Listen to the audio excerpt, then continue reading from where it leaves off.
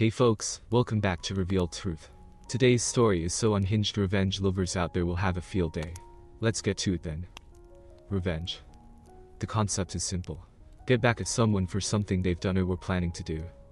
There is no perfect revenge. A pleasing one is where they know it was you that caused it, and then have to live with it the rest of their lives, whatever it is. A seemingly random revenge leaves doubt in their mind as to who was the instigator.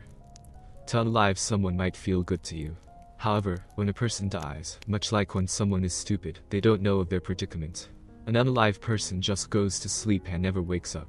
They never understand that they are turning into dust. Of course, if they are alive, you may end up on the receiving end of their revenge. My name is Tres Malvado. I've been married almost 30 years to Joanna. Our kids are grown and, for tax purposes, we put our house into a trust. We could live there forever, but the kids call the shots and own it when we're gone. My favorite asset is my Azimuth 70 yacht. It is 70 feet long and worth about $1.5 million. I love to sail the open waters, and I plan on living out my retirement sailing from port to port. Those plans used to include Joanna, but now I'm actively interviewing potential sea slaves. Over the last 60 days I've been busy making plans to leave my wife. At times, over the course of my marriage, I've often wondered if Joanna was faithful. If she wasn't, she was certainly making it difficult for me to complain. Joanna goes out of her way to please me sexually. Once I found out about her lover, or should I say one of her lovers, or maybe her current lover, whatever, I faked a medical issue to ward off her sexual advances. I am free from STDs and intend to stay that way. I own and actively participate in a software company. Business is very brisk and quite profitable. About 6 months ago I decided that the time was ripe to find a buyer for my business and retire. My attorney, Jim Parco, is a classmate from college. We barely knew each other then, but I started using him a few years into my venture. We've been to his parties, and they to ours. It was about 3 months ago that negotiations picked up speed for jettisoning my company. Proposed contracts had already bounced back and forth a few times. I was reviewing the latest redlined copy at Jim's office. After spending an hour going over the changes, we paused for a bit. What other projects are keeping you busy, Jim? Been helping a junior partner with his pro bono work. As disgusting as it sounds, he got the Hendricks twins' conviction overturned. Good legal work, but distasteful nonetheless. They are free on bail, but a retrial has already been scheduled. Are those the guys that raped and shoot Mice two couples?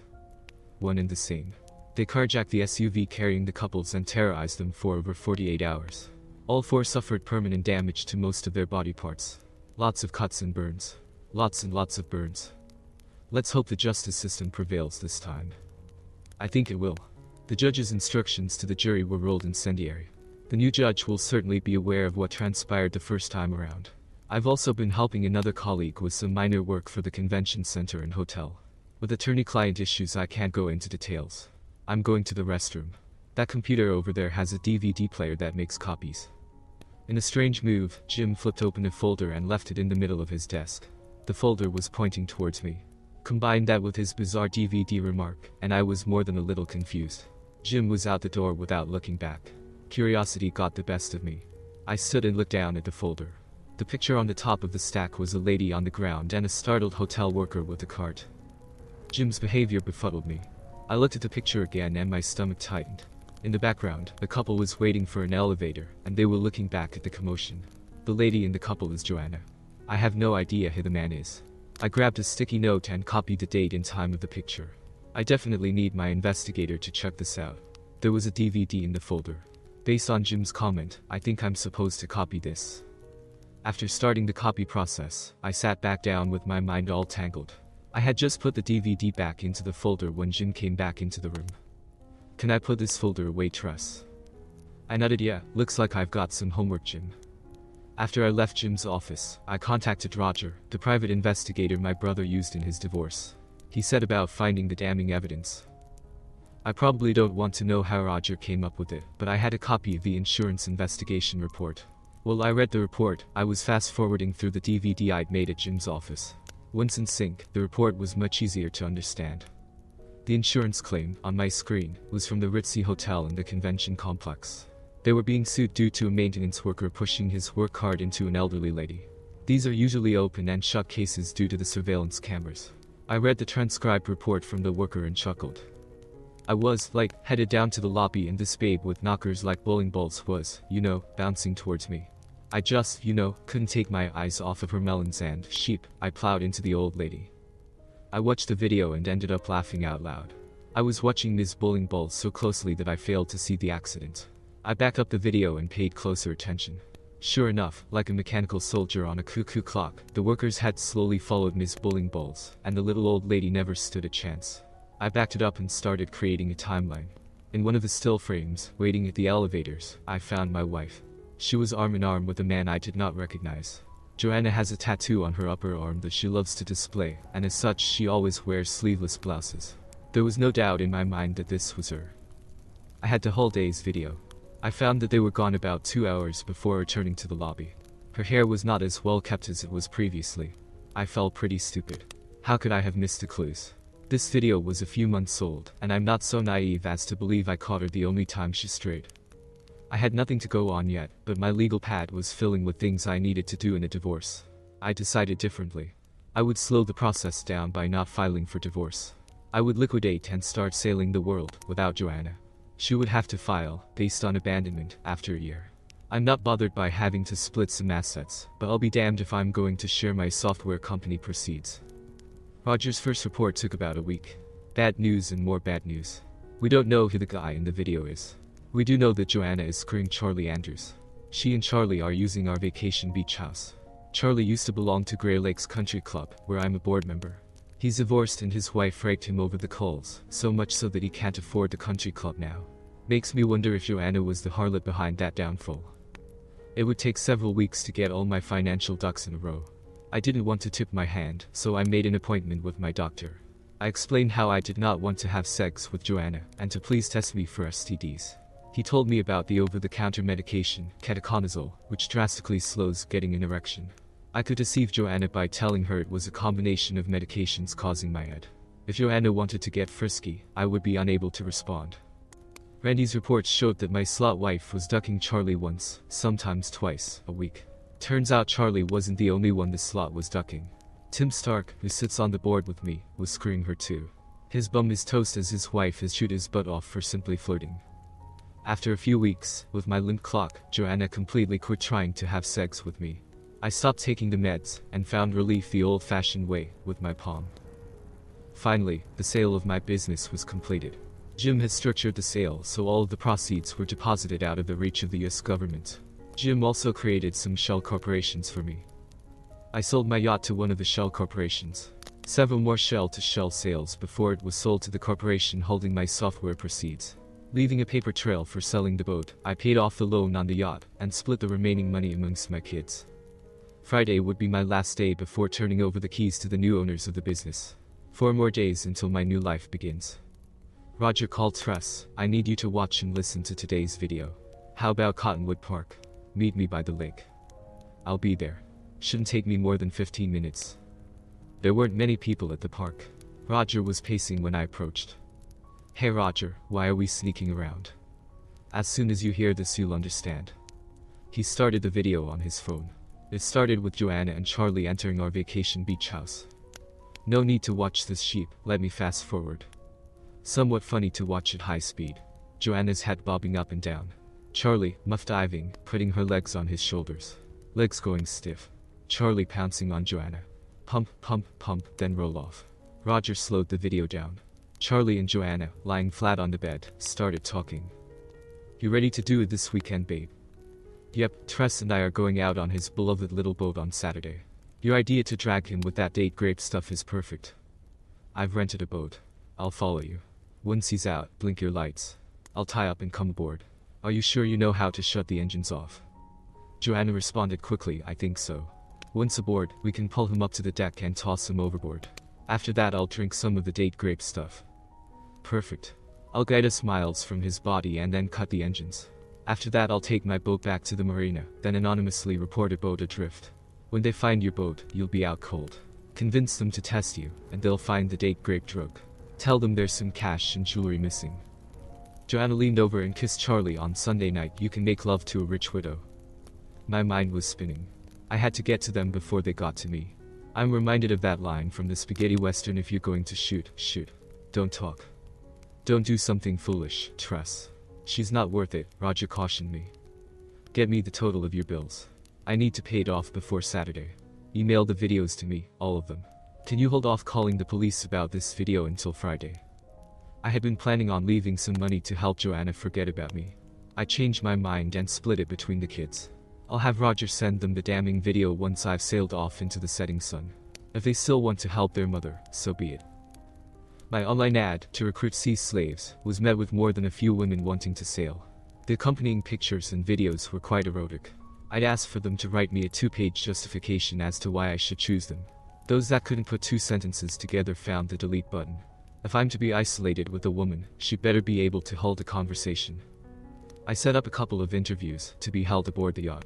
The first one was iffy from the start. Are you prepared to leave your previous life behind for a month?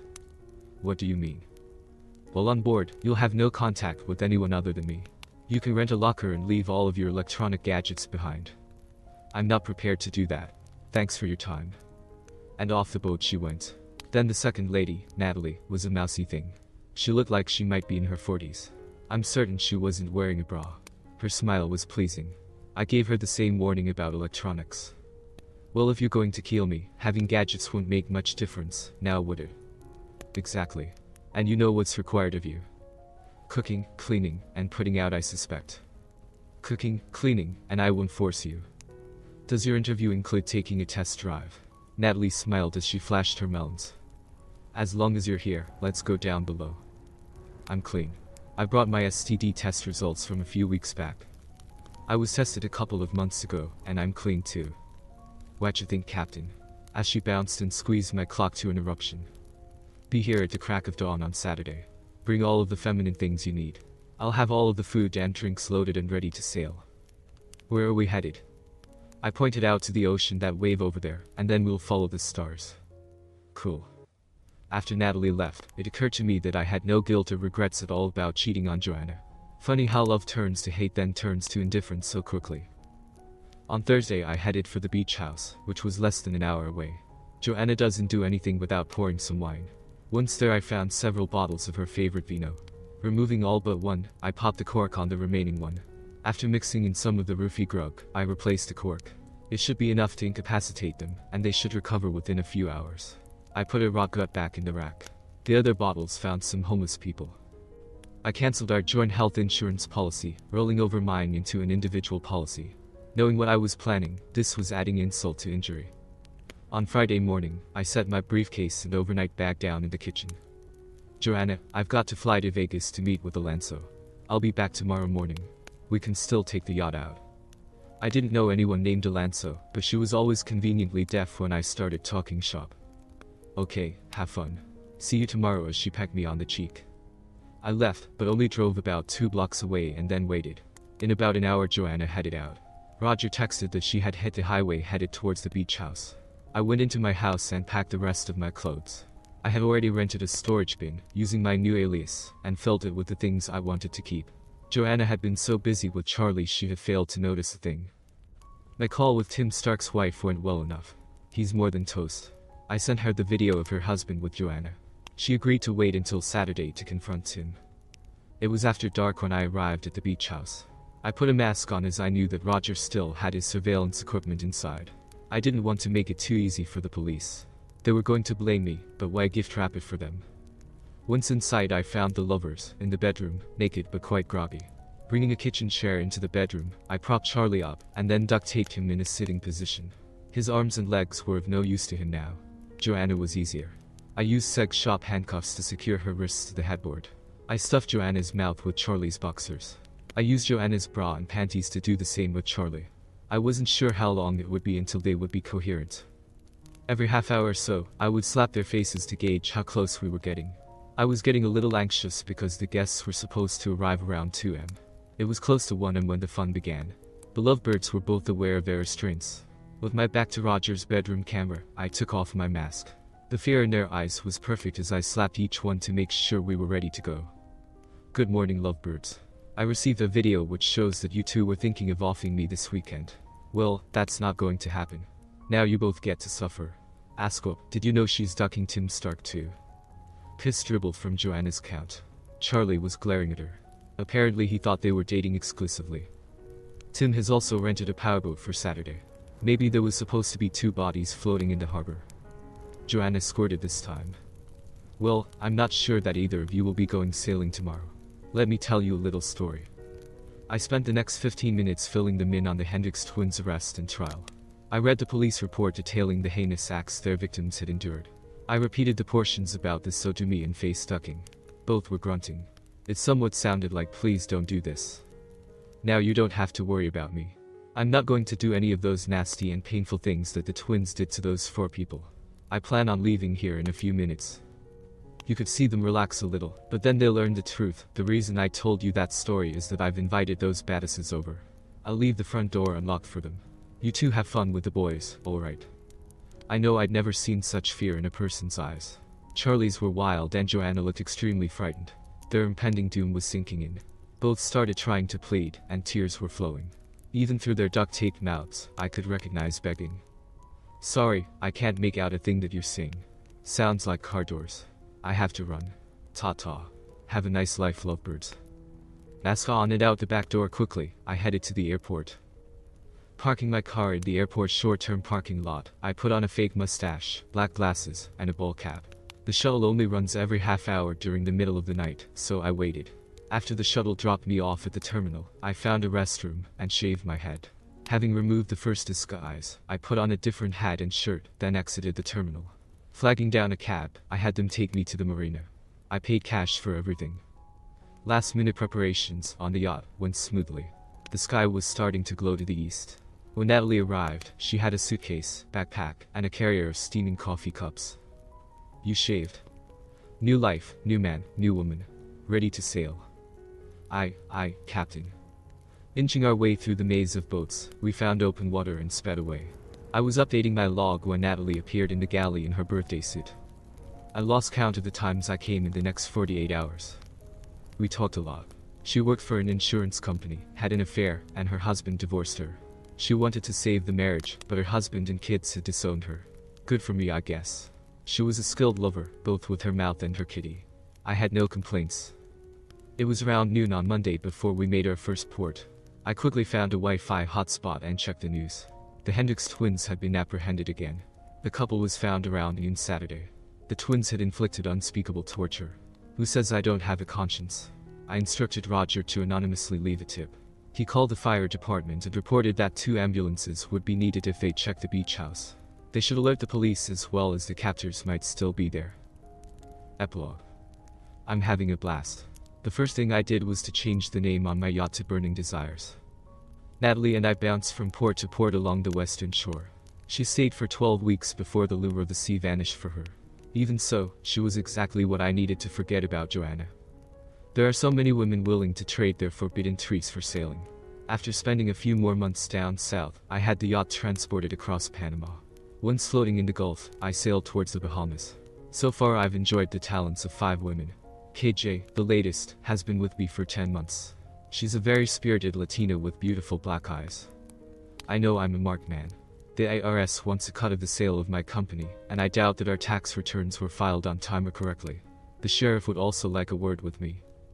With Roger's surveillance videos, the Hendricks twins were sentenced to life, being found guilty on retrial in the beach house attacks.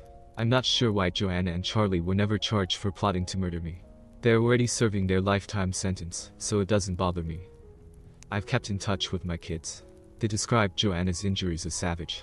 She was still living in the same house, but her money was severely depleted by the hospitals and plastic surgeons.